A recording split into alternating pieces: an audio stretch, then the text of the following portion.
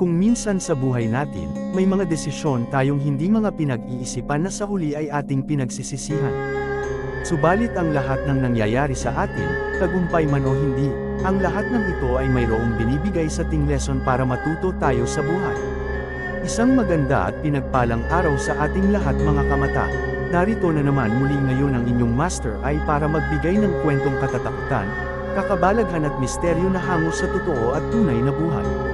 Ang bida sa ating kwento ay itago na lang natin sa alias na Arlene, mula sa isang probinsya ng Mindanao. 21 taong gulang at nagtatrabaho bilang isang kasambahay. Payak lang ang buhay ng dalaga subalit hindi rin naman sila naghihikaos sa buhay.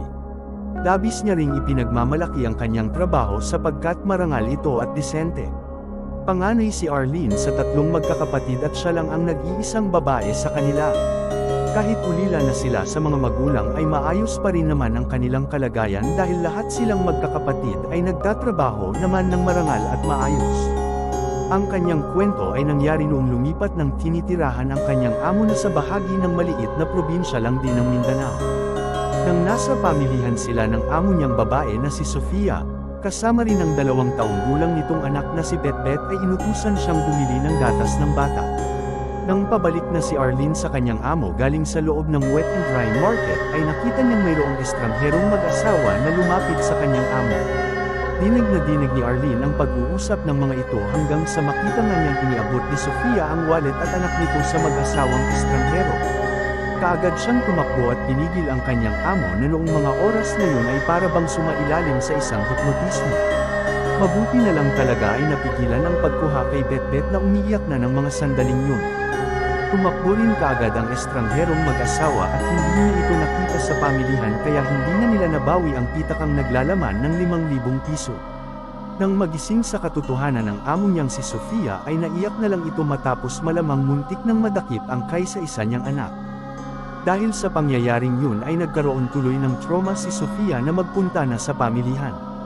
Doon lang din naniwala si Arlene na totoo pala ang hipnotismo na dati ay sa kwento-kwento at telebisyon niya lang naririnig at napapanood. Pagkatapos ng mga kaganapang iyon ay naging maingat na si Arlene sa tuwing pupunta ng pamilihan. Hindi na rin siya basta-basta nakikipag-usap sa mga estranghero dahil natatakot siyang matulad sa kanyang amo. Lumipas pa ang mga araw, linggo at buwan ay bumalik na sa normal ang lahat. Nalimutan na nila ang pangyayaring iyon hanggang sa isang pangyayari ang hindi inasahan ni Arlene. Mula sa kanilang bahay ay nakatanggap siya ng tawag sa edad 20 kapatid na si Dencio na sumunod sa kanya. Ibinalita nito na 3 linggo nang hindi umuwi ang bunso nilang kapatid na si Victor dahil tila nawiwili raw ito sa isang babae. Inikayat din muna si Arlene ni Dencio na umuwi sa kanilang bahay para kausapin ang masinsina ng kapatid nilang bunso na parang masyado nang na-obses sa babae. Hindi na rin kasi ito pumapasok sa trabaho at masyado nang nalulong sa bisyo kasama ang babaeng kinagigiliwan. Dahil doon ay napilitang magpaalam si Arlene sa kanyang amo na kaagad din namang pumayag. Umuwi nga ang dalaga sa kanilang probinsya para hikayatin ang bunso nilang kapatid na ayusin ang sarili.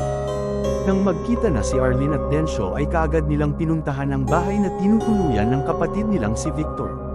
Pagkakita nila sa nasabing bahay ay kaagad kinumutan ng takot ang magkapatid. Ibang-iba kasi ang hitsura ng nasabing lugar, punong-puno ito ng mga kakaibang sculptura o ribalta ng mga imaheng hayop na may sungay. Masyado ring mabigat sa pakiramdam pagtungtong pa lang nila sa tapat ng gate. Naabutan din nila ang iilang katao na naroon na mga nakasuot ng itim na damit at lahat sila ay may hawak na kandilang itim na nakasindi. Ang mga babae ay nakabelo at sabay-sabay silang nagdarasal ng mga panalangin sila lang ang nakaiintindi. Ang mga panalangin na yun ay nagbigay kilabot kina Arlene at Dencio kaya hindi na sila nag-aksaya ng panahon at dali-daling tinawag ang bunso nilang kapatid. Paglabas ni Victor ng pintuan ay nagulat sina Arlene at Dencio sapagkat napakalaki ng pinagbago nito. Ang maaliwalas nitong mukha ay tila dumilim, nangayayat din ito ng gusto. Mas lalong nanuyuat ng itim ang balat pati ang ilalim ng mata na parang hindi natutulog. Nahabag si Arlene kaya dali-dali niya itong hinatak at kinompronta na umuwi na sa kanilang bahay at bumalik sa pagtatrabaho sa Collier. Kaya lamang ay nagmatigas si Victor at nagalit sa kanyang mga kapatid. Sinabi rin itong hindi na siya uuwi kahit kailan sapagkat mahal na mahal niya si Lily, ang babaeng kanyang kinababaliwan. Dahil doon ay wala nang nagawa ang magkapatid kundi respetuhin ang desisyon ni Victor, subalit pakiramdam ni Arlene ng mga oras na yun ay may hindi tamang nangyayari rito. Nang dumulog si Arlene sa isang eksperto tungkol sa pag-aaral ng mga bagay na may kinalaman sa hindi pangkaraniwan, ay napag-alaman na nila na napasa ilalim ang kanilang kapatid sa hipnotismo ng mga kultong itim. Doon nga napagtanto ng binibini na sadyang laganap sa kanilang lugar ang nasabing kulto matapos nitong maalala ang sinapit ng kanyang amo na muntik pang maibigay ang sarili nitong anak. Sa tulong ng eksperto ay gumawa nga sila ng paraan para mabawi sa kulto si Victor at magising na ito sa katotohanan.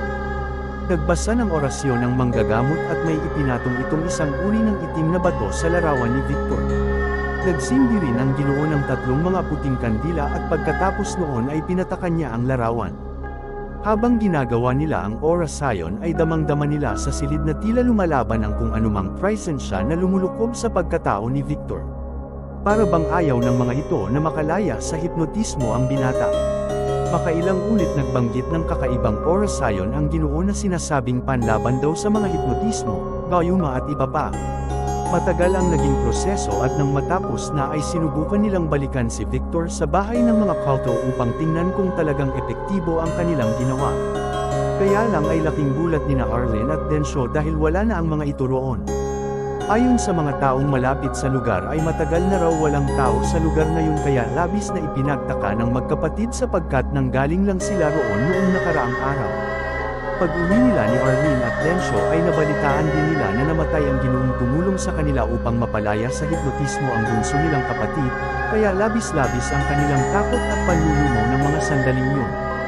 Magpasa hanggang ngayon, 4 na taon na ang nakalilipas ay hindi pa rin nila nakikita si Victor.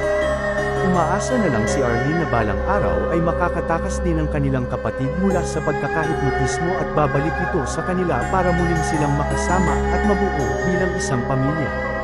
Kaya ang payo natin sa lahat ng mga kamatang nakikinig ngayon ay mag-ingat tayo palagi at huwag basta-bastang makikipag-usap sa mga taong hindi natin ganoon kakilala, dahil baka matulad tayo sa sinapit ni Victor na hanggang ngayon ay hindi na nakita matapos mahulog sa isang hipnotismo. Maraming salamat sa pakikinig. Antabayanan natin ang mga susunod pang kwento ng kababalaghan, katatakutan at misteryo. Ito po ang inyong Master I, na palaging nagsasabing, mag-ingat upang hindi mapahamak.